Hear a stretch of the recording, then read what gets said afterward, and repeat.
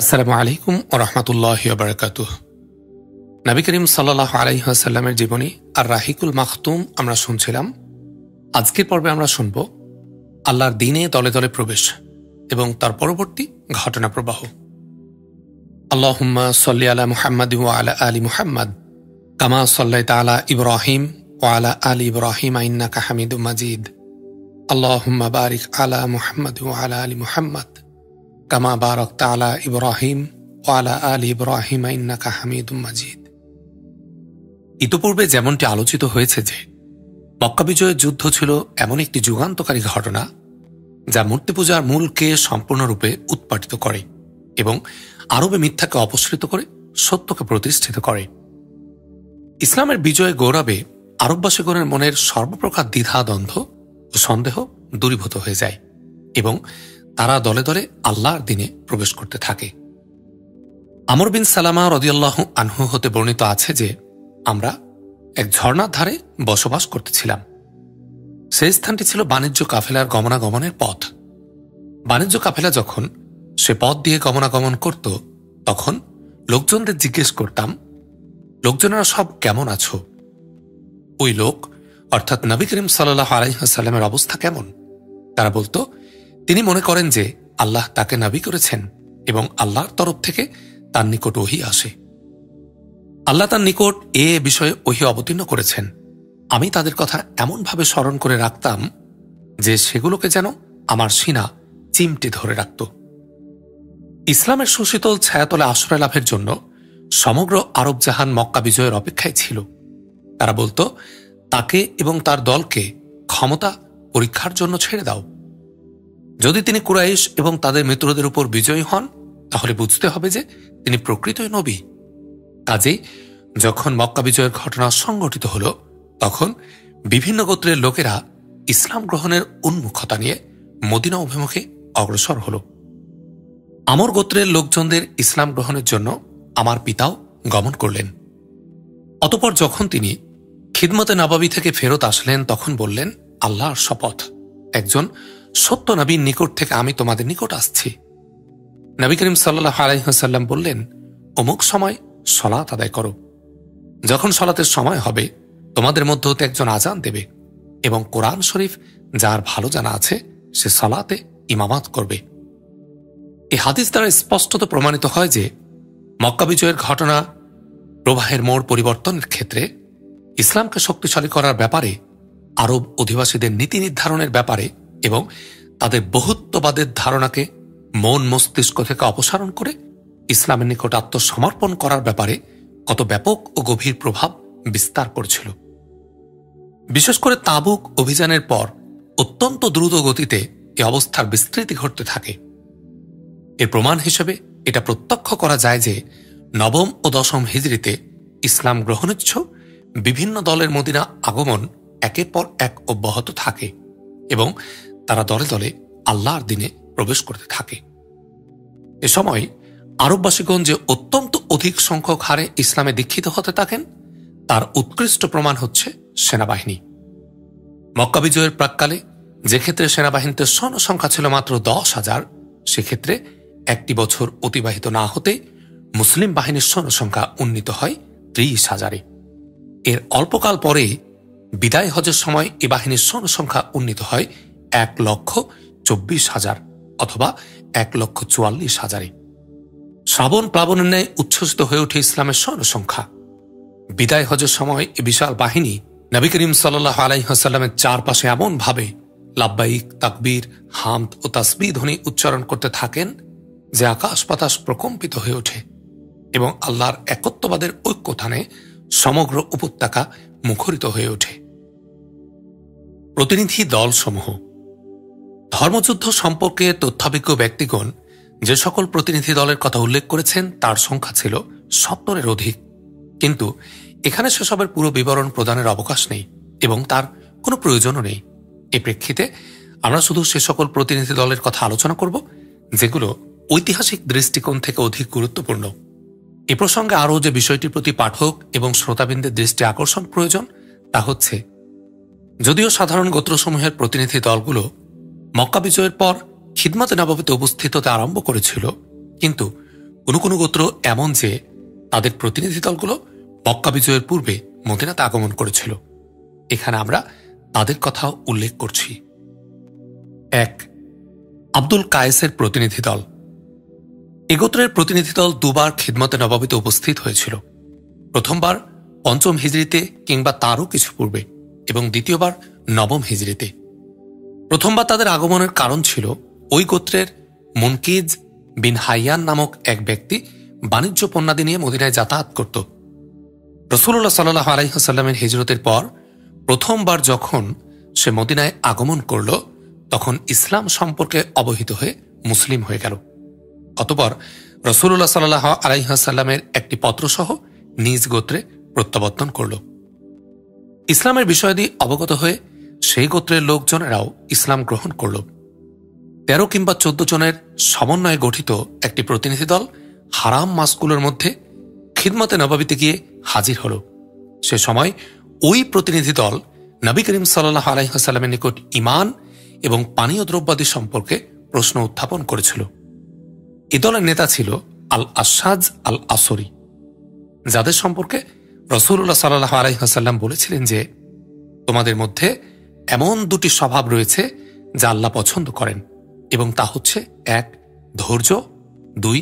দূরদর্শিতা। ইতোপূর্বে যেমনটি উল্লেখিত হয়েছে, এ গোত্রের দ্বিতীয় দলটি আগমন করেছিল 9ম হিজরিতে। ওই সময় দলের সদস্য সংখ্যা ছিল 40। তাদের অন্যতম ছিল জারুদ বিন আলা আবদি নামক একজন খ্রিস্টান, কিন্তু সে ইসলাম গ্রহণ করেছিল এবং তার ইসলামই উত্তম ছিল। 2. দাউস গোত্রের প্রতিনিধি দল। 7ম হিজরির প্রথম ভাগে এ প্রতিনিধি দল মদিনায় আগমন করে। রাসূলুল্লাহ সাল্লাল্লাহু আলাইহি ওয়াসাল্লাম সে সময় খায়বারে অবস্থান করছিলেন। ইতোপূর্বে এটা উল্লেখিত হয়েছে যে এ গোত্রের নেতা তুফাইল বিন আমর দাউসি রাদিয়াল্লাহু আনহু ওই সময় ইসলামের আওতাভুক্ত হয়েছিলেন যখন নবী করিম সাল্লাল্লাহু আলাইহি ওয়াসাল্লাম মক্কায় ছিলেন। অতঃপর তিনি নিজ সম্প্রদায়ের নিকট প্রত্যাবর্তন এবং দাওয়াত ও তাবলীগের কাজে মনোনিবেশ করে অবিরামভাবে কাজ করে যেতে থাকেন, কিন্তু তার সম্প্রদায়ের লোকেরা নানা প্রকার ছলনার আশ্রয় নিয়ে বিলম্ব করতে থাকে। এভাবে অযথা সময় অতিবাহিত হওয়ার কারণে তুফাইল তাদের ব্যাপারে নিরাশ হয়ে পড়েন এবং খিদমতে নববীতে হাজির হয়ে দাউস গোত্রের লোকজনদের জন্য বদদুয়া করার আরজি পেশ করেন। কিন্তু বদদুয়ার পরিবর্তে রাসূলুল্লাহ সাল্লাল্লাহু আলাইহি ওয়াসাল্লাম এ বলে দোয়া করলেন, হে আল্লাহ, দাউস গোত্রের লোকজনদের হিদায়াত করুন। নবী করিম সাল্লাল্লাহু আলাইহি ওয়াসাল্লামের দোয়ার বরকতে দাউস গোত্রের লোকেরা মুসলিম হয়ে যায়। তুফাইল দাউসি নিজ সম্প্রদায়ের 70 কিংবা 80টি পরিবারের একটি দল সহ 7ম হিজরির প্রথম ভাগে মদিনায় আগমন করেন। ওই সময় নবী করিম সাল্লাল্লাহু আলাইহি ওয়াসাল্লাম খায়বারে গিয়েছিলেন। এ কারণে তুফাইল সামনের দিকে অগ্রসর হয়ে খায়বারে রাসূলুল্লাহ সাল্লাল্লাহু আলাইহি ওয়াসাল্লামের সঙ্গে মিলিত হন। 3. ফারওয়াহ বিন আমর জুজামির সংবাদবাহক। ফারওয়াহ ছিলেন রোমক সেনাবাহিনীতে একজন আরবীয় সেনাপতি। রোমিগণ তাকে রোমক সাম্রাজ্যের সীমান্তে আরব অঞ্চলসমূহের গভর্নর নিযুক্ত করেছিলেন। তার কেন্দ্রে ছিল মান, দক্ষিণ জর্দান এবং পার্শ্ববর্তী অঞ্চলে এর কার্যকারিতা ছিল। মুতা যুদ্ধে বা 8ম হিজরি সনে তিনি মুসলিমগণের বিরুদ্ধে যুদ্ধ করেন। এ যুদ্ধে তিনি মুসলিমগণের বীরত্ব এবং সমর দক্ষতা দেখে মুগ্ধ হন এবং ইসলাম গ্রহণ করেন। অতঃপর একজন সংবাদ বাহকের মাধ্যমে তার মুসলিম হওয়ার সংবাদ তিনি রাসূলুল্লাহ সাল্লাল্লাহু আলাইহি ওয়াসাল্লামের নিকট প্রেরণ করেন। উপঢৌকনের মধ্যে একটি সাদা খচ্চরও তিনি প্রেরণ করেন। রোমিগণ তার মুসলিম হওয়ার সংবাদে তাকে বন্দী করে কয়েদখানায় নিক্ষেপ করে। অতঃপর ইসলাম পরিত্যাগ করে পুনরায় পূর্ব ধর্মে প্রবেশ করা নতুবা মৃত্যুর জন্য প্রস্তুত হওয়ার ব্যাপারে সিদ্ধান্ত গ্রহণের জন্য তাকে বলা হয়। তিনি ইসলাম পরিত্যাগ করার চেয়ে মৃত্যুবরণ করাকেই প্রাধান্য দেন। কাজেই ফিলিস্তিনের আফরা নামক এক ঝর্ণার উপর শুলিকাস্টে ঝুলিয়ে তাকে হত্যা করা হয়। 4. সুদা প্রতিনিধি দল। নবী করিম সাল্লাল্লাহু আলাইহি ওয়াসাল্লাম এই জিরানা হতে প্রত্যাবর্তনের পর 8ম হিজরিতে এই প্রতিনিধি দল খিদমতে নববীতে উপস্থিত হয়। এর কারণ ছিল রাসূলুল্লাহ সাল্লাল্লাহু আলাইহি ওয়াসাল্লাম 400 মুজাহিদিন সমন্বয়ে এক বাহিনী সংগঠন করে ইয়ামানের সুদা গোত্রে আবাসিক অঞ্চলে আক্রমণ পরিচালনার নির্দেশ প্রদান করেন।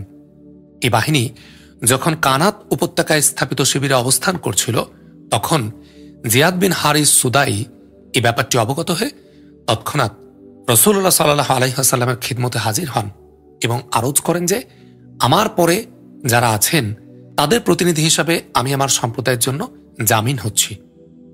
নবী করিম সাল্লাল্লাহু আলাইহি ওয়াসাল্লাম কাল বিলম্ব না করে উপত্যকা থেকে মুসলিম বাহিনীকে ফিরিয়ে আনেন।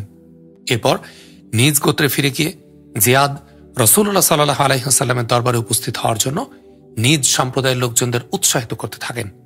এর ফলে 15 জনের একটি দল খিদমতে নববীতে উপস্থিত হয়ে ইসলাম গ্রহণে আজ্ঞানুবর্তী হওয়ার শপথ গ্রহণ করে।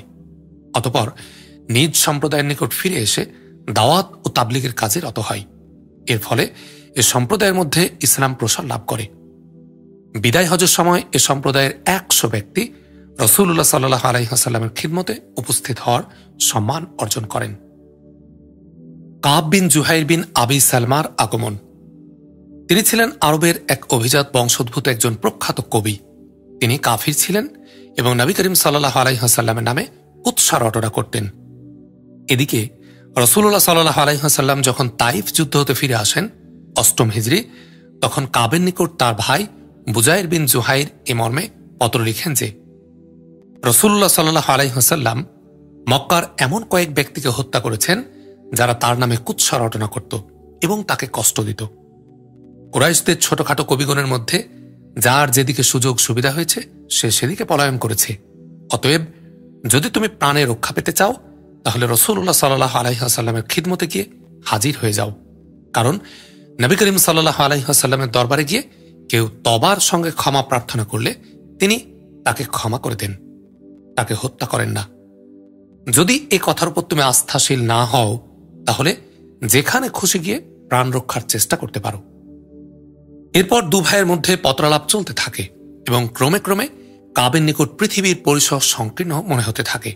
এমনকি তার নিকট নিজের জীবনের ফুল নিক্ষিপ্ত হতে দেখা গেল।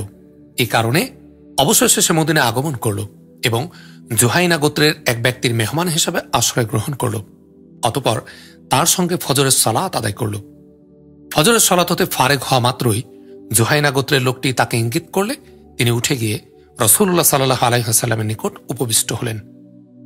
রাসূলুল্লাহ সাল্লাল্লাহু আলাইহি ওয়াসাল্লাম তাকে চিনতেন না। তিনি বললেন, হে আল্লাহর রাসূল সাল্লাল্লাহু আলাইহি ওয়াসাল্লাম, কাব বিন জুহাইর তওবা করে মুসলিম হয়েছেন এবং আপনার নিকট ক্ষমা ও আশ্রয় প্রার্থনা করছেন। আমি যদি তাকে আপনার খিদমতে হাজির করি তাহলে আপনি কি তাকে আশ্রয় প্রদান করবেন? নবী করিম সাল্লাল্লাহু আলাইহি ওয়াসাল্লাম বললেন, হ্যাঁ। অতঃপর তিনিই বললেন, আমিই হচ্ছি কাব বিন জুহাইর। এ কথা শুনে একজন আনসারী সাহাবী তাকে হত্যা করার জন্য লাফ দিয়ে ওঠেন এবং তার গ্রীবা কর্তন করার জন্য অনুমতি চান। নবী করিম সাল্লাল্লাহু আলাইহি ওয়াসাল্লাম বললেন, ক্ষান্ত হও, এ ব্যক্তি তওবা করেছে এবং তওবা করার কারণে সমস্ত দোষ ত্রুটি থেকে সে মুক্তি লাভ করেছে। এ সময় কাব বিন জুহাইর তার একটি প্রসিদ্ধ কবিতা পাঠ করে নবী করিম সাল্লাল্লাহু আলাইহি ওয়াসাল্লামকে শোনালো, যার প্রথম পংক্তি এখানে লিপিবদ্ধ করা হলো। সোয়াদ চলে গেছে, বিরহ ব্যথায় আমার অন্তর বিদীর্ণ, আমি বন্দী, শৃঙ্খলাবদ্ধ, আমার মুক্তিপণ দেয়া হয়নি। এই কবিতাতে কাব রাসূলুল্লাহ সাল্লাল্লাহু আলাইহি ওয়াসাল্লামের প্রশংসা সহ তার নিকট ক্ষমা প্রার্থনা করে নিম্নোক্ত লাইনগুলো আবৃত্তি করেন। আমি সংবাদ পেয়েছি যে রাসূলুল্লাহ সাল্লাল্লাহু আলাইহি ওয়াসাল্লাম আমাকে ধমক দিয়েছেন, কিন্তু রাসূলুল্লাহ সাল্লাল্লাহু আলাইহি ওয়াসাল্লামের নিকট ক্ষমার আশা করা হয়। আপনি অপেক্ষা করুন, যে আল্লাহ আপনাকে হিদায়াতপূর্ণ কোরআন দিয়েছেন তিনি আপনাকে হিদায়াতের কাজে সাফল্য দান করুন। নিন্দুকদের কথায় কান দিবেন না। যদিও আমার সম্পর্কে অনেক কথাই বলা হয়েছে, কিন্তু আমি কোনো অপরাধ করিনি। আমি এমন এক জায়গায় দণ্ডায়মান আছি, আমি সে কথাই শুনেছি এবং দেখেছি যে হাতিও যদি সেখানে দাঁড়ায় এবং সেই কথাগুলো শুনে তাহলে কম্পিত হবে। এই অবস্থা ব্যতীত যে তার উপর আল্লাহর অনুমতিতে রাসূলুল্লাহ সাল্লাল্লাহু আলাইহি ওয়াসাল্লামের মেহেরবানি হয়, এমনকি আমি নিজ হাত কোনো দ্বিধা ছাড়াই এমন এক সম্মানিত ব্যক্তির হাতে রেখেছি যার প্রতিশোধ নেওয়ার পূর্ণ ক্ষমতা রয়েছে এবং যার কথায় আসল কথা যখন আমি তার সঙ্গে কথা বলছি। এমত অবস্থায় আমাকে বলা হয় যে তুমি এ কথা বলেছ এবং তার সম্পর্কে জিজ্ঞাসিত হবে। তা তো আমার নিকট সে সিংহের চেয়েও ভয়ানক, যার থাকার স্থান এমন এক উপত্যকায় অবস্থিত যা অত্যন্ত কঠিন এবং ধ্বংসাত্মক, যার পূর্বেও ধ্বংস হয়ে থাকে। নিশ্চয় রাসূল সাল্লাল্লাহু আলাইহি ওয়াসাল্লাম আলোকস্বরূপ, তার দ্বারা অন্ধকার দূর হয়। কোষমুক্ত হিন্দুস্তানি ধারালো তলোয়ার। এরপর কাব বিন জুহাইর কুরাইশ মুহাজিরগণের প্রশংসা করেন, কারণ কাবের আগমনে তাদের কোনো ব্যক্তি ভালো উক্তি ছাড়া কোনো মন্তব্য করেনি এবং কোনো গতিভঙ্গিও পরিলক্ষিত হয়নি। কিন্তু তাদের প্রশংসাকালে আনসারদের প্রতি তিনি কটাক্ষ করেন, কারণ তাদের একজন তার গ্রীবা কর্তনের অনুমতি চেয়েছিল। কাজেই তিনি বললেন, ওরা অর্থাৎ কুরাইশগণ সুশ্রী উটের ন্যায় হেলে দুলে চলেন। অসিযুদ্ধ তাদের রক্ষা করে যখন কদাকার কুৎসিত লোকেরা রাস্তা ছেড়ে পলায়ন করে। কিন্তু ইসলাম গ্রহণের পর যখন তার ঈমান দৃঢ় হয়, তখন আনসারদের প্রশংসাসূচক একটি কবিতা আবৃত্তি করেন এবং তাদের ব্যাপারে তার যে ত্রুটি হয়েছিল তার তিনি সংস্কার করে নেন। এই কবিতাটি নিম্নে লিপিবদ্ধ করা হল। ভদ্রচিত জীবন যাপন যার পছন্দনীয় হয়, তিনি সর্বদাই সৎ সাহায্যকারীদের দলভুক্ত হয়ে থাকেন। তার ভালো স্বভাবগুলো পিতা এবং পূর্বের পিতৃপুরুষগণের নিকট হতে প্রাপ্ত হয়েছে। প্রকৃতই ভালো লোক ভালো লোকেরই সন্তান হয়। 6. উজরাহ প্রতিনিধি দল। এই প্রতিনিধি দল নবম হিজরিতে মদিনায় আগমন করেন। এ দলের সদস্য সংখ্যা ছিল 12 জন। এদের মধ্যে হামজা বিন নুমানও ছিলেন। তাদের উৎস সম্পর্কে জিজ্ঞাসিত হলে দলনেতা বলেন যে তারা বনু উজরার অন্তর্ভুক্ত কুসাই এর বৈমাত্রেয় ভাই। আমরা কুসাইয়ের সমর্থন দান করে বনু বকর এবং বনু খুজা গোত্রকে মক্কা হতে বহিষ্কার করেছিলাম। এদের সঙ্গে আমাদের আত্মীয়তার সম্পর্ক রয়েছে। এ প্রেক্ষিতে নবী করিম সাল্লাল্লাহু আলাইহি ওয়াসাল্লাম তাদের স্বাগত জানালেন এবং শাম দেশ বিজয় করার সুসংবাদ দিলেন।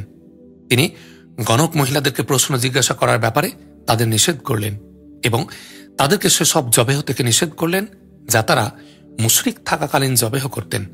এ দলটি ইসলাম গ্রহণ করেন এবং কয়েকদিন অবস্থান করার পর নিজ গোত্রের নিকট ফিরে যান। 7. বালি প্রতিনিধি দল। নবম হিজরির রবিউল আওয়াল মাসে এ দলটি মদিনায় আগমন করেন এবং ইসলাম গ্রহণের পর 3 দিন সেখানে অবস্থান করেন। মদিনায় অবস্থানকালে দলের নেতা আবু জাবির জিজ্ঞেস করেন যে নিমন্ত্রণ করাতে কিরূপ সওয়াব আছে। উত্তরে রাসূলুল্লাহ সাল্লাল্লাহু আলাইহি ওয়াসাল্লাম বললেন, ধনাঢ্য কিংবা মুখাপেক্ষীদের যে কোনো ভালো আচরণই করবে সেটাই সদকা হিসাবে পরিগণিত হবে। তিনি জিজ্ঞেস করলেন, নিমন্ত্রণের সময়সীমা কত? নবী করিম সাল্লাল্লাহু আলাইহি ওয়াসাল্লাম উত্তর দিলেন, 3 দিন। তিনি আরও জিজ্ঞেস করলেন, মালিকবিহীন হারানো ভেড়া কিংবা বকরি পেলে তার হুকুম কি? নবী করিম সাল্লাল্লাহু আলাইহি ওয়াসাল্লাম বললেন, তা তোমার কিংবা তোমার ভাইয়ের জন্য হবে অথবা বাঘের খোরাক হবে। অতঃপর তিনি হারানো উট সম্পর্কে জিজ্ঞেস করলে রাসূলুল্লাহ সাল্লাল্লাহু আলাইহি ওয়াসাল্লাম বললেন, এর সঙ্গে তোমার কি সম্পর্ক? তার মালিক প্রাপ্ত না হওয়া পর্যন্ত ওকে ছেড়ে দিতে হবে। 9. সাকিফ প্রতিনিধি দল। তাবুক হতে রাসূলুল্লাহ সাল্লাল্লাহু আলাইহি ওয়াসাল্লামের প্রত্যাবর্তনের পর নবম হিজরির রমজান মাসে দলটি খিদমতে নববীতে উপস্থিত হন। এ গোত্রের ইসলাম গ্রহণের পূর্বের ঘটনার গতি প্রকৃতি ছিল, 8ম হিজরির জুলকদা মাসে রাসূলুল্লাহ সাল্লাল্লাহু আলাইহি ওয়াসাল্লামের তাইফ যুদ্ধ হতে প্রত্যাবর্তন করেন। তখন তার মদিনায় পৌঁছার পূর্বেই এ গোত্রের সর্দার উরওয়া বিন মাসউদ সাকাফি মদিনায় আগমন করে ইসলাম গ্রহণ করেন। অতঃপর নিজ কওমের নিকট ফিরে গিয়ে ইসলামের দাওয়াত দিতে থাকেন। যেহেতু তিনি তার সম্প্রদায়ের নেতা ছিলেন এবং শুধু এটাই নয় যে কওমের লোকেরা তাকে মান্য করে চলতে, বরং তাকে তার সম্প্রদায়ের লোকেরা তাদের মেয়েদের এবং মহিলাদের চেয়েও বেশি প্রিয় ভাবত। এ কারণেই তার ধারণা ছিল লোকের অবশ্যই তাকে অনুসরণ করে চলবে। কিন্তু যখন তিনি ইসলামের দাওয়াত দিতে থাকলেন তখন সম্পূর্ণ উল্টো ফল ফলল। লোকেরা তীরের আঘাতে আঘাতে তাকে হত্যা করে ফেলল। তাকে হত্যার পর একই অবস্থার মধ্য দিয়ে সময় অতিবাহিত হতে থাকে। কয়েক মাস অতিবাহিত হওয়ার পর এটা তাদের নিকট সুস্পষ্ট হয়ে ওঠে যে পার্শ্ববর্তী অঞ্চলসমূহের যারা ইসলাম গ্রহণ করেছেন তাদের সঙ্গে প্রতিদ্বন্দ্বিতায় টিকে থাকার ক্ষমতা তাদের নেই। সুতরাং অবস্থার প্রেক্ষিতে আলাপ আলোচনা এবং সলা পরামর্শের পর রাসূলুল্লাহ সাল্লাল্লাহু আলাইহি ওয়াসাল্লামের খিদমতে একজন লোক পাঠানোর সিদ্ধান্ত তারা গ্রহণ করল এবং এ কাজের জন্য আবদে ইয়ালিল বিন আমরকে মনোনীত করল। কিন্তু এ কাজের জন্য সে প্রথম অবস্থায় রাজি হল না। তার আশঙ্কা ছিল যে তার সঙ্গে সে আচরণ করা হতে পারে যা উরওয়া বিন মাসউদ সাকাফির সঙ্গে করা হয়েছে। এ কারণে তিনি বললেন, আমার সঙ্গে আরো কিছু সংখ্যক লোক না পাঠালে আমার পক্ষে এ কাজ করা সম্ভব নয়। লোকেরা তার এ দাবি মেনে নিয়ে তার সঙ্গে সাহায্যকারীদের মধ্য হতে 2 জনকে এবং বনু মালিক গোত্রের মধ্যে হতে 3 জনকে তার সঙ্গে দিল। কাজে তাকে সহ মোট 6 জনের সমন্বয়ে দলটি গঠিত হল। এ দলে উসমান বিন আবিল আস সাকাফিও ছিলেন, যিনি ছিলেন বয়সে সর্বকনিষ্ঠ। যখন তারা খিদমতে নববীতে গিয়ে উপস্থিত হলেন, তখন রাসূলুল্লাহ সাল্লাল্লাহু আলাইহি ওয়াসাল্লাম তাদের জন্য মসজিদের এক কোণে একটি তাঁবু খাটিয়ে দিলেন, যাতে তারা কোরআন শ্রবণ করতে এবং সাহাবীগণ রাদিয়াল্লাহু আনহুমকে সালাতরত অবস্থায় দেখতে পারেন। অতঃপর তারা নবী করিম সাল্লাল্লাহু আলাইহি ওয়াসাল্লামের নিকট যাতায়াত করতে থাকেন এবং তিনি তাদেরকে ইসলামের প্রতি আহ্বান জানাতে থাকেন। অবশেষে তাদের নেতা প্রস্তাব করলেন যে নবী করিম সাল্লাল্লাহু আলাইহি ওয়াসাল্লাম তার নিজের এবং শাকিফ গোত্রের মধ্যে এমন একটি সন্ধি চুক্তি সম্পাদন করে দেবেন, যার মধ্যে ব্যভিচার, মদ্যপান এবং সুদ খাওয়ার অনুমতি থাকবে। অধিকন্তু তাদের উপাস্য লাত বিদ্যমান থাকবে। তাদের জন্য সালাত মাফ করে দিতে হবে এবং তাদের মূর্তিগুলোকে বিনষ্ট করা হবে না। কিন্তু রাসূলুল্লাহ সাল্লাল্লাহু আলাইহি ওয়াসাল্লাম তাদের অযৌক্তিক দাবিসমূহের কোনটিকেই মেনে নিতে পারলেন না। অতএব তারা নির্জনে নিজেদের মধ্যে পরামর্শ করতে থাকলেন। কিন্তু রাসূলুল্লাহ সাল্লাল্লাহু আলাইহি ওয়াসাল্লামের নিকট আত্মসমর্পণ করা ছাড়া তারা কোনো উপায় স্থির করতে পারলেন না। অবশেষে তারা রাসূলুল্লাহ সাল্লাল্লাহু আলাইহি ওয়াসাল্লামের নিকট আত্মসমর্পণ করে ইসলাম গ্রহণ করলেন। কিন্তু এ ব্যাপারে তারা একটি শর্ত আরোপ করলেন, এবং তা হচ্ছে মূর্তি লাতকে বিনষ্ট করার ব্যাপারে স্বয়ং রাসূলুল্লাহ সাল্লাল্লাহু আলাইহি ওয়াসাল্লামকে ব্যবস্থা অবলম্বন করতে হবে। শাকিফ গোত্রের লোকেরা কখনোই নিজ হাতে তা ধ্বংস করবে না। রাসূলুল্লাহ সাল্লাল্লাহু আলাইহি ওয়াসাল্লাম তাদের এই অনুরোধ মেনে নিলেন এবং তাদেরকে একটি পত্রে কিছু নির্দেশনা লিখে দিলেন। উসমান বিন আবিল আস সাকাফিকে তাদের দলের নেতা মনোনীত করে দিলেন, কারণ ইসলাম সম্পর্কে সুস্পষ্ট ধারণা লাভ এবং দ্বীন ও কুরআনের শিক্ষাদানের ব্যাপারে তিনি ছিলেন সবচেয়ে উৎসাহী এবং অগ্রণী। এর কারণ ছিল দলের সদস্যগণ প্রত্যহ সকালে যখন খিদমতে নববীতে উপস্থিত হতেন, তখন উসমান বিন আবিল আস শিবিরে থাকতেন। অতঃপর দলের লোকেরা যখন দুপুরবেলা শিবিরে ফিরে এসে বিশ্রাম গ্রহণ করতেন, তখন উসমান বিন আবিল আস রাসূলুল্লাহ সাল্লাল্লাহু আলাইহি ওয়াসাল্লামের খিদমতে উপস্থিত হয়ে কোরআন পাঠ করতেন এবং দ্বীনের কথাবার্তা জিজ্ঞাসাবাদ করতেন। তিনি যখন নবী করিম সাল্লাল্লাহু আলাইহি ওয়াসাল্লামকে বিশ্রামের অবস্থায় পেতেন, তখন আবু বকর রাদিয়াল্লাহু আনহুর খিদমতে গিয়ে হাজির হতেন। উসমান বিন আবিল আসের নেতৃত্ব অত্যন্ত কার্যকর প্রমাণিত হয়। রাসূলুল্লাহ সাল্লাল্লাহু আলাইহি ওয়াসাল্লামের মৃত্যুবরণ করার সময়ের পর আবু বকর রাদিয়াল্লাহু আনহুর খিলাফতকালে যখন নব্য মুসলিমগণের মধ্যে ধর্মত্যাগের হিড়িক পড়ে যায়, উসমান বিন আবিল আস তার গোত্রের মধ্যে অত্যন্ত বরকতপূর্ণ ব্যক্তি হিসাবে প্রমাণিত হন।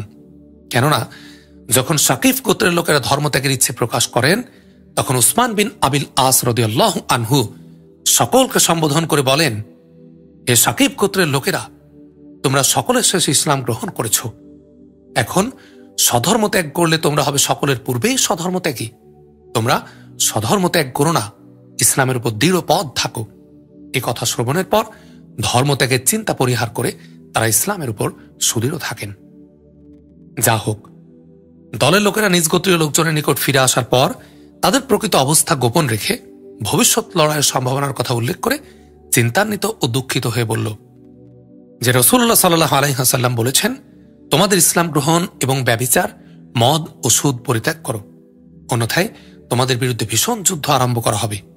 এ কথা শ্রবণের পর প্রথম অবস্থায় শাকিফ গোত্রের লোকদের মধ্যে জাহেলিয়াত যুগের অহমিকা প্রাবল্য লাভ করে এবং 2-3 দিন যাবৎ তারা যুদ্ধের কথায় চিন্তা ভাবনা করতে থাকেন। কিন্তু এরপর আল্লাহ তাদের অন্তরে ভীতির সঞ্চার করে দেন, যার ফলে পুনরায় রাসূলুল্লাহ সাল্লাল্লাহু আলাইহি ওয়াসাল্লামের নিকট লোক পাঠিয়ে তার সমস্ত শর্ত মেনে নেওয়ার চিন্তা ভাবনা করতে থাকেন। পরিস্থিতি অনুকূল হওয়ায় প্রতিনিধি দল প্রকৃত বিষয় প্রকাশ করে এবং যে সকল কথার উপর সন্ধি হয়েছিল তা সুস্পষ্টভাবে বলে। সবকিছু অবগত হওয়ার পর শাকিফ গোত্রের লোকেরা ইসলাম গ্রহণ করেন। এদিকে রাসূলুল্লাহ সাল্লাল্লাহু আলাইহি ওয়াসাল্লাম লাত মূর্তিটি ভেঙে ফেলার উদ্দেশ্যে খালিদ বিন ওয়ালিদ রাদিয়াল্লাহু আনহুর নেতৃত্বে কয়েকজন বিশিষ্ট সাহাবীর সমন্বয়ে গঠিত একটি দলকে প্রেরণ করেন। মুগিরা বিন শুবা দাঁড়িয়ে লৌহ নির্মিত গদা বিশেষ উত্তোলন করলেন এবং তার সঙ্গীদের লক্ষ্য করে বললেন, আল্লাহর শপথ, আমি আপনাদের জন্য শাকিফদের সম্পর্কে একটু হাসির ব্যবস্থা করব। অতঃপর লাতের উপর গুর্জ দ্বারা আঘাত করলেন এবং নিজেই মাটির উপর লুটিয়ে পড়লেন এবং পায়ের গোড়ালি দ্বারা মাটিতে আঘাত করতে থাকলেন। এই উদ্ভট দৃশ্য প্রত্যক্ষ করে তায়েফবাসীদের অন্তরে ভীতির সঞ্চার হল। তারা বলতে লাগলো, আল্লাহ মুগিরাকে ধ্বংস করুক। লাত দেবী তাকে হত্যা করেছে। এমন সময় মুগিরা লাফ দিয়ে উঠে বললেন, আল্লাহ তোমাদের মন্দ করুন, এ তো হচ্ছে মাটি এবং পাথরের তৈরি একটি মূর্তি ছাড়া আর কিছুই নয়। অতঃপর তিনি দরজার উপর আঘাত করেন এবং তা ভেঙে চুরমার করে ফেলেন। এরপর সবচেয়ে উঁচু দেয়ালের উপর উঠেন, তার সঙ্গে আরও কয়েক সাহাবী ওঠেন। অতঃপর তা ভেঙে মাটির সমতল করে ফেলেন, এমনকি ভিত পর্যন্ত উঠিয়ে ফেলেন এবং অলঙ্কার ও পোশাকাদি বের করে ফেলেন। সাকিব গোত্রের লোকেরা শ্বাসরুদ্ধ অবস্থায় এসব কাজকর্ম প্রত্যক্ষ করেন। খালিদ বিন ওয়ালিদ রাদিয়াল্লাহু আনহু অলঙ্কার ও পোশাকাদি সহ নিজ দলের সঙ্গে মদিনায় ফিরে আসেন। রাসূলুল্লাহ সাল্লাল্লাহু আলাইহি ওয়াসাল্লাম লাতের মন্দির থেকে আনিত দ্রব্যাদি বন্টন করে দেন এবং নবী করিম সাল্লাল্লাহু আলাইহি ওয়াসাল্লামের সাহায্য ও দ্বীনের সম্মানের জন্য আল্লাহর প্রশংসা করেন। 9. ইয়ামান সম্রাটের পত্র। তাবুক হতে নবী করিম সাল্লাল্লাহু আলাইহি ওয়াসাল্লামের প্রত্যাবর্তনের পর হিমিয়ার সম্রাটগণ অর্থাৎ হারিস বিন আব্দে কুলাল, নাইম বিন আব্দে কুলাল, নুকমান এবং জু নুরাইন, হামদান এবং মুয়াফিরের অধিনায়কের পত্র আসে। পত্রবাহক ছিলেন মালিক বিন মুর্রা রাহাভি। এ সম্রাটগণ ইসলাম গ্রহণ এবং শিরক ও শিরককারী হতে বিচ্ছিন্নতা অবলম্বনের সংবাদাদি পত্র প্রেরণ করেন। রাসূলুল্লাহ সাল্লাল্লাহু আলাইহি ওয়াসাল্লাম তাদের পত্রের উত্তরে পত্র লিখে ঈমানদারদের প্রাপ্য এবং দায়িত্ব সুস্পষ্টভাবে জানিয়ে দেন। এ পত্রে রাসূলুল্লাহ সাল্লাল্লাহু আলাইহি ওয়াসাল্লাম অঙ্গীকারবদ্ধদের জন্য শর্ত সাপেক্ষে আল্লাহ ও তার রাসূল সাল্লাল্লাহু আলাইহি ওয়াসাল্লামের দায়িত্বের কথা উল্লেখ করেন। এতে শর্ত ছিল তারা যথারীতি কর পরিশোধ করবেন। অধিকন্তু নবী করিম সাল্লাল্লাহু আলাইহি ওয়াসাল্লাম কতিপয় সাহাবা রাদিয়াল্লাহু আনহুমকে ইয়ামান প্রেরণ করেন। মুআজ বিন জাবালকে এ দলের আমির নিযুক্ত করেন। তাকে আদন এর দিকে সাকুন ও সাকা আসিক নামক উঁচু অঞ্চলের দায়িত্ব প্রদান করেন। তিনি হুরুব এর কাজী এবং বিচারক এবং জাকাত ও জিজিয়া উসুলকারী ছিলেন। তিনি তাদের সাথে 5 ওয়াক্ত সালাত আদায় করতেন। আর আবু মুসা আশআরী রাদিয়াল্লাহু আনহুকে জুবায়দ, মারিব, জামা, সাহিল নামক নিম্নাঞ্চলের দায়িত্বে প্রেরণ করে বললেন, সহজ করবে, কঠিন করবে না, সুসংবাদ দিবে, ভয় দেখাবে না, আনুগত্য করবে, মতবিরোধ করবে না। মুআজ রাদিয়াল্লাহু আনহু রাসূলুল্লাহ সাল্লাল্লাহু আলাইহি ওয়াসাল্লামের মৃত্যু অবধি ইয়ামানে অবস্থান করেন। আর আবু মুসা আশআরী রাদিয়াল্লাহু আনহু বিদায় হজে রাসূলুল্লাহ সাল্লাল্লাহু আলাইহি ওয়াসাল্লামের নিকট আগমন করেন। 10. হামাদান প্রতিনিধি দল। তাবুক যুদ্ধ হতে রাসূলুল্লাহ সাল্লাল্লাহু আলাইহি ওয়াসাল্লামের প্রত্যাবর্তনের পর 9ম হিজরিতে এ প্রতিনিধি দল খিদমতে নববীতে উপস্থিত হন। রাসূলুল্লাহ সাল্লাল্লাহু আলাইহি ওয়াসাল্লামের নিকট কিছু তথ্য জানতে চাওয়ার প্রেক্ষিতে তিনি তাদের একটি পত্র দেন এবং মালিক বিন নামাতকে রাদিয়াল্লাহু আনহু তাদের নেতা এবং তাদের সম্প্রদায়ের যারা মুসলিম হয়েছিলেন তাদের গভর্নর নিযুক্ত করেন। অবশিষ্ট অন্যান্যদের নিকট ইসলামের দাওয়াত দেওয়ার জন্য খালিদ বিন ওয়ালিদ রাদিয়াল্লাহু আনহুকে প্রেরণ করেন। তিনি সেখানে 6 মাস অবস্থান করেন এবং দাওয়াত দিতে থাকেন, কিন্তু লোকেরা ইসলাম গ্রহণ করেনি। অতঃপর নবী করিম সাল্লাল্লাহু আলাইহি ওয়াসাল্লাম আলী বিন আবু তালিব রাদিয়াল্লাহু আনহুকে সেখানে প্রেরণ করেন এবং খালিদকে মদিনায় ফেরত পাঠানোর পরামর্শ প্রদান করেন। আলী রাদিয়াল্লাহু আনহু হামাদান গোত্রের লোকজনের নিকট রাসূলুল্লাহ সাল্লাল্লাহু আলাইহি ওয়াসাল্লামের পত্র পাঠ করে শোনান এবং ইসলামের দাওয়াত প্রদান করেন। এর ফলে তারা সকলে ইসলাম গ্রহণ করেন। আলী রাদিয়াল্লাহু আনহুর নিকট থেকে তাদের ইসলাম গ্রহণের সংবাদ প্রাপ্ত হয়ে রাসূলুল্লাহ সাল্লাল্লাহু আলাইহি ওয়াসাল্লাম সিজদায় পতিত হন। অতঃপর মাথা উঠিয়ে বলেন, হামাদানের উপর শান্তি বর্ষিত হোক, হামাদানের উপর শান্তি বর্ষিত হোক।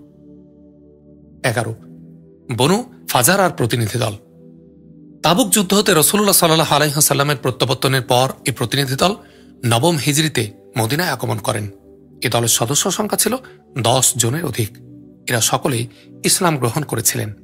তারা তাদের অঞ্চলে দুর্ভিক্ষের কথা বলায় রাসূলুল্লাহ সাল্লাল্লাহু আলাইহি ওয়াসাল্লাম মিম্বরের উপর পদার্পণ করলেন এবং 2 হাত তুলে বৃষ্টির জন্য প্রার্থনা করলেন। তিনি আল্লাহর সমীপে আরজ করলেন, হে আল্লাহ, তোমার রহমত ধারা বর্ষণ এবং বিস্তৃত করে তোমার সৃষ্টি রাজিকে পরিতৃপ্ত করো এবং মৃতপ্রায় জনপদকে সঞ্জীবিত করো। হে আল্লাহ, আমাদের উপর এমন বৃষ্টি বর্ষণ করো যা আমাদের জন্য আনন্দদায়ক, কল্যাণকর ও আরামদায়ক হয় এবং বিস্তৃত অঞ্চল জুড়ে হয়, তা যেন বিলম্বে না হয়ে শীঘ্র হয়। হে আল্লাহ, এ বৃষ্টি যেন তোমার রহমতের বৃষ্টি হয়, শাস্তিমূলক কিংবা ধ্বংসাত্মক না হয়, তা যেন আমাদের ভাসিয়ে না দেয় এবং নিশ্চিহ্ন করে না ফেলে। হে আল্লাহ, বৃষ্টি দ্বারা আমাদেরকে পরিতৃপ্ত করো এবং শত্রুদের বিরুদ্ধে আমাদের সাহায্য করো। 12 নাজরানের প্রতিনিধি দল। মক্কা হতে ইয়ামানের দিকে যেতে 7 দিনের দূরত্বে একটি বড় অঞ্চল ছিল। ওই অঞ্চলটি ছিল 73 পল্লী বিশিষ্ট। কোনো দ্রুতগামী বাহন একদিনে পুরো অঞ্চল ভ্রমণ করতে সক্ষম হতো না। এই অঞ্চলে 1 লক্ষ যোদ্ধা পুরুষ ছিল, যারা ছিল সকলে খ্রিস্টান ধর্মের অনুসারী। নাজরানের প্রতিনিধি দল মদিনায় আগমন করেন 9ম হিজরি সনে। এর সদস্য সংখ্যা ছিল 60। 24 জন ছিলেন সম্ভ্রান্ত ব্যক্তিবর্গ, যার মধ্যে 3 জন ছিলেন নেতৃস্থানীয় ব্যক্তি। এর মধ্যে একজনের নাম ছিল আব্দুল মাসিহ। তিনি ছিলেন আকিব। তার দায়িত্ব ছিল অধিনায়কত্ব ও রাষ্ট্র পরিচালনা। দ্বিতীয় জনের নাম ছিল আইহাম অথবা সুরাহবিল। তিনি রাজনৈতিক এবং অর্থনৈতিক বিষয়াদি দেখাশোনা করতেন। উপাধি ছিল সাইয়িদ। তৃতীয় জন হলেন আসকাফ।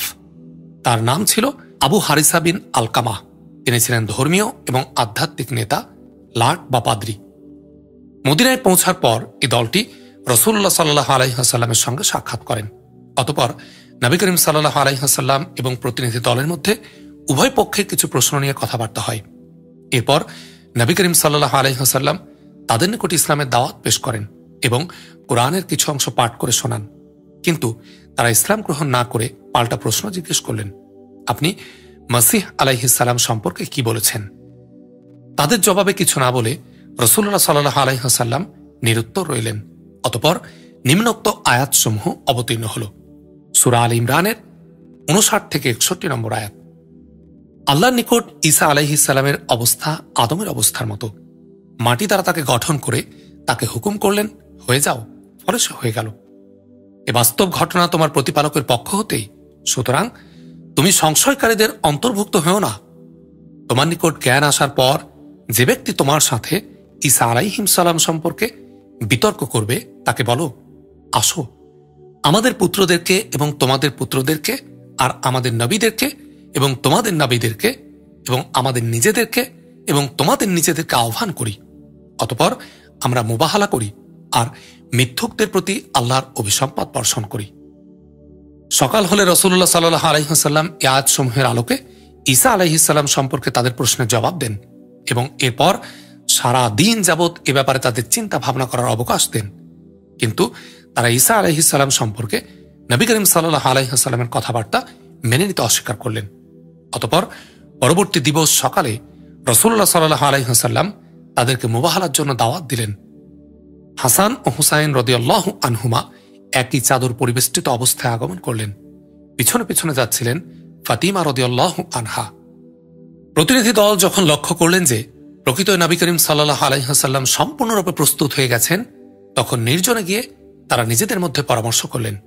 আকিব এবং সাইয়িদ একজন অপরজনকে বললেন, দেখো, মুবাহালা করো না, আল্লাহর কসম, তিনি যদি সত্যি নবী হন এবং আমরা তার সঙ্গে মুলায়ানাত করি, তাহলে আমাদের পরবর্তী প্রজন্ম কখনোই কৃতকার্য হবে না।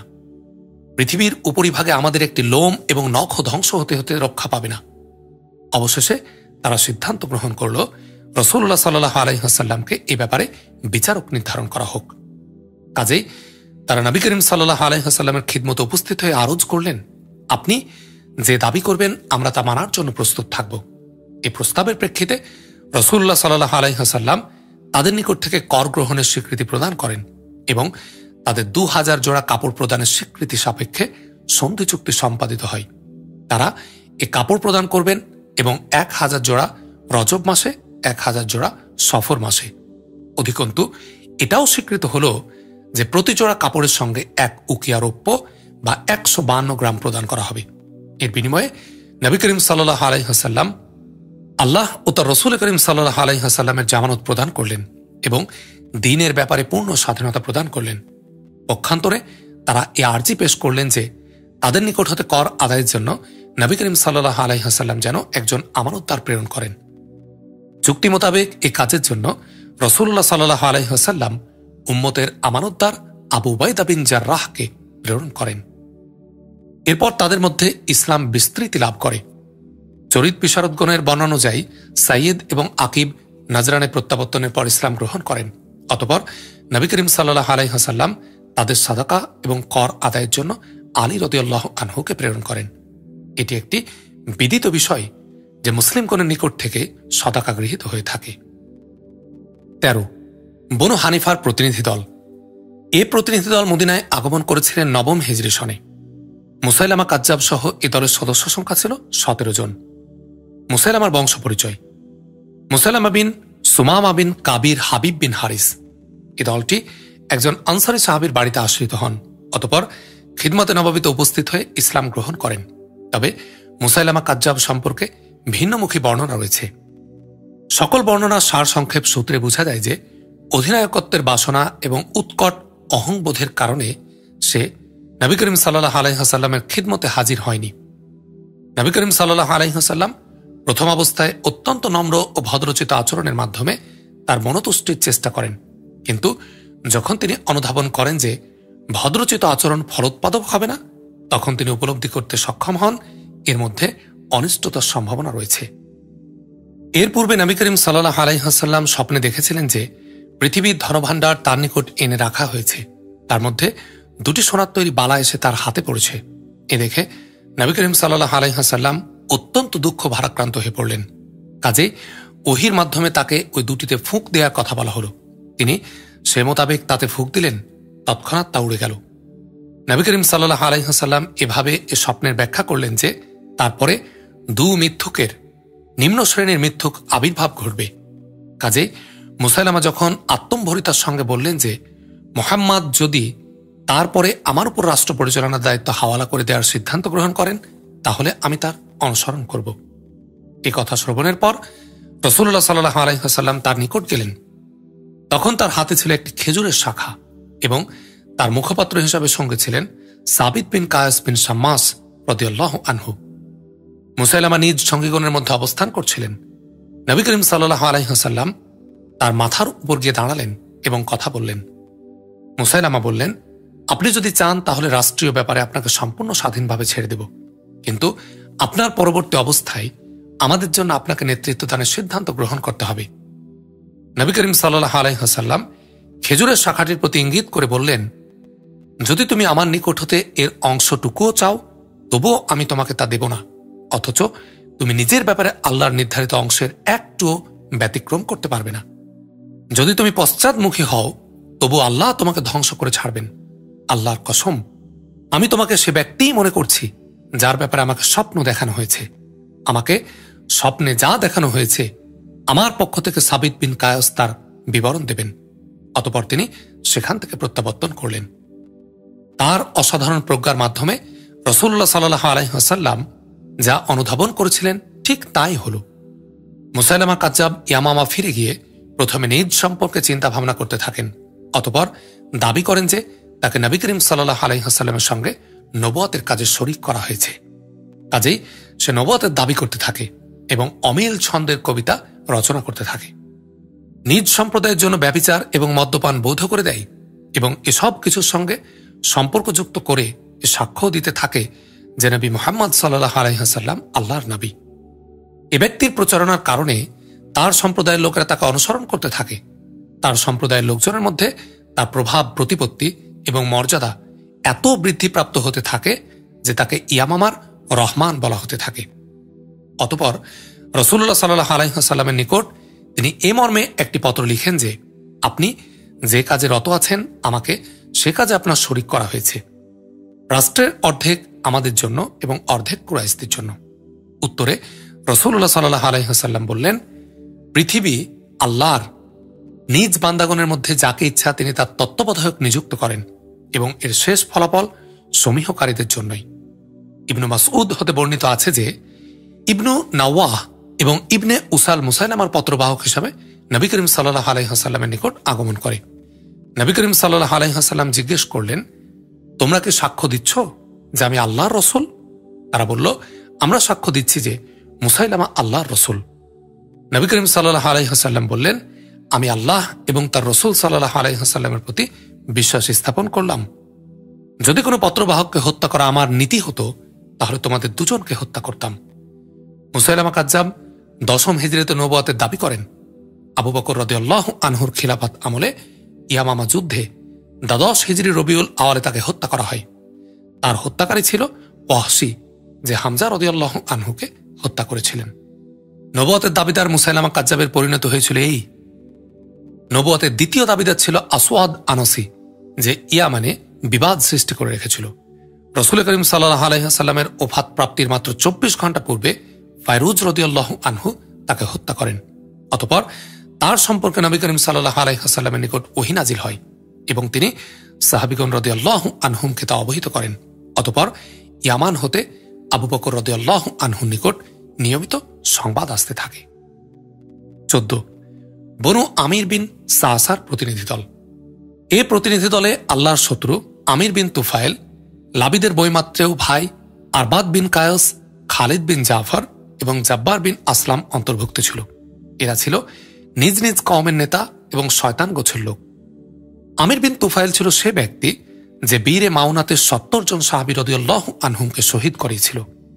এরা যখন মদিনায় আসার ইচ্ছে করল, তখন আমির এবং আরবাদ দুজনে মিলে ষড়যন্ত্র করল যে প্রতারণার মাধ্যমে তারা নবী করিম সাল্লাল্লাহু আলাইহি ওয়াসাল্লামকে হত্যা করবে।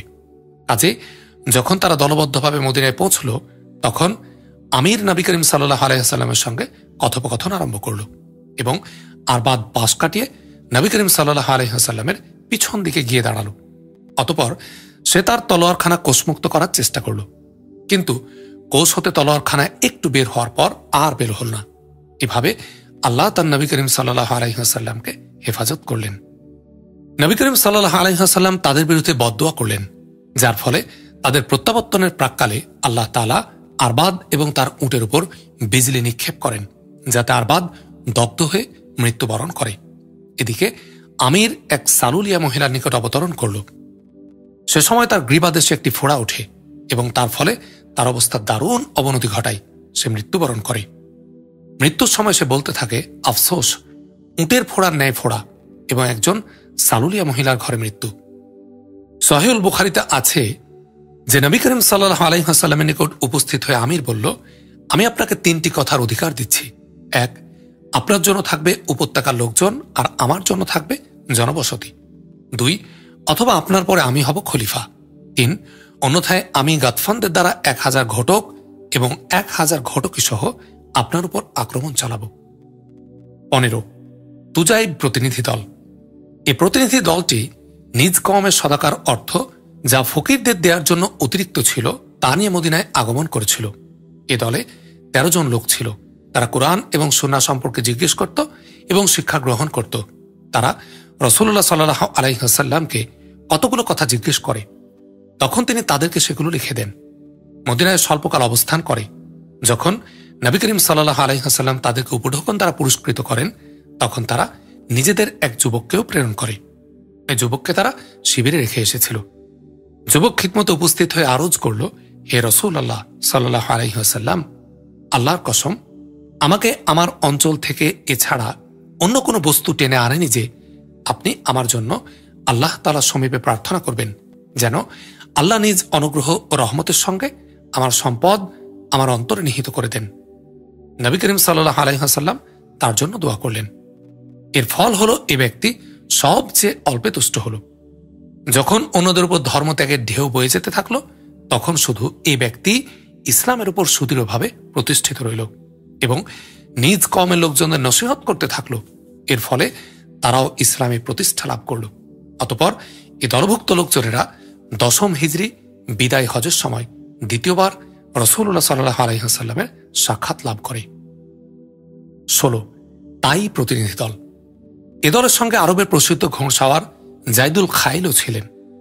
তারা নবী করিম সাল্লাল্লাহু আলাইহি ওয়াসাল্লামের সঙ্গে কথাবার্তা বলেন এবং তাদের সামনে ইসলাম উপস্থাপন করেন। তারা ইসলাম গ্রহণ করেন এবং অনেক ভালো মুসলিম হয়ে যান। রাসূলুল্লাহ সাল্লাল্লাহু আলাইহি ওয়াসাল্লাম জাহিদ রাদিয়াল্লাহু আনহু এর প্রশংসা করে বলেন, আমাকে আরবের যে কোনো লোকের প্রশংসা শোনানো হয়েছে এবং সে আমার নিকট এসেছে, তখন আমি তাকে তার প্রচারকৃত প্রশংসা থেকে কম পেয়েছি। কিন্তু তার বিপরীত হচ্ছে জাইদুল খাইল, কারণ তার খ্যাতি তার প্রকৃত গুণের নিকটেই পৌঁছেনি। অতঃপর নবী করিম সাল্লাল্লাহু আলাইহি ওয়াসাল্লাম তার নাম রাখেন জাইদুল খাইর। খাইর অর্থ উত্তম। এমনইভাবে 9ম এবং 10ম হিজরিতে বিভিন্ন প্রতিনিধি দল মদিনায় আগমন করতে থাকেন। চরিতকারগণ ইয়ামান, আজদ, কুজার, বনু সাদ, বুজাইম, বনু আমির বিন কাস, বনু আসাদ, বাহরা, খাওলান, মুহারিব, বনু হারিস বিন কাব, গামিদ, বনু মুন্তাফিক ও সালামান, বনু আবস, মুজাইনা, মুরাদ, জুবাইদ, কিন্দা, জুমুর্রা, গাসান, বনু ঈস এবং নাখ এর প্রতিনিধি দল সম্পর্কে আলোচনা করেছেন। নাখ এর দলই ছিল শেষ দল, যা 11 হিজরি মুহররম মাসের মধ্যে এসেছিল। ওই দলের সদস্য সংখ্যা ছিল 200। অবশিষ্ট অন্যান্য দলগুলো আগমন করে 9ম এবং 10ম হিজরিতে। অল্প কিছু সংখ্যক দল পরে 11 হিজরিতে আগমন করেছিল।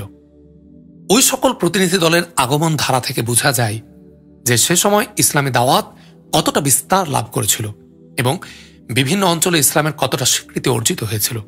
অধিকন্তু এটাও আজ অনুমান করা সম্ভব যে আরববাসীগণ মদিনাকে কি পরিমাণ সম্মানের দৃষ্টিতে দেখতে শুরু করেছিল। এমনকি মদিনার নিকট মাথা নত করা ছাড়া তাদের গত্যন্তর ছিল না। প্রকৃতই মদিনা সমগ্র আরব উপদ্বীপের রাজধানী হিসাবে স্বীকৃতি লাভ করেছিল এবং মদিনাকে এড়িয়ে চলা কারো পক্ষেই সম্ভব ছিল না। অবশ্য সকল আরববাসীর অন্তর ইসলামের দ্বারা প্রভাবিত হয়েছিল এমনটি বলা হয়তো সঙ্গত হবে না, কারণ তাদের মধ্যে তখনও এমন কিছু সংখ্যক বেদুইন ছিল যারা শুধুমাত্র তাদের নেতাদের অনুসরণে মুসলিম হয়েছিল। মুসলিম হিসেবে পরিচিতি প্রদান করলেও তাদের মধ্যে হত্যা এবং লুটতরাজের মনোভাবের পূর্বে মতোই ছিল। ইসলামী আদর্শের প্রভাবে তারা ততটা প্রভাবিত হয়নি। এ প্রেক্ষিতে কোরআনে কারিমে সূরা তওবায় আল্লাহ রব্বুল আলামিন 97-98 নম্বর আয়াতে বলেছেন, বেদুইন আরবরা কুফরি আর মুনাফিকিদের সবচেয়ে কঠোর, আর আল্লাহ তার রাসূল সাল্লাল্লাহু আলাইহি ওয়াসাল্লামের প্রতি যা অবতীর্ণ করেছেন তার সীমারেখার ব্যাপারে অজ্ঞ থাকায় তারা অধিক উপযুক্ত, আর আল্লাহ সর্বজ্ঞ মহাপ্রজ্ঞাবান।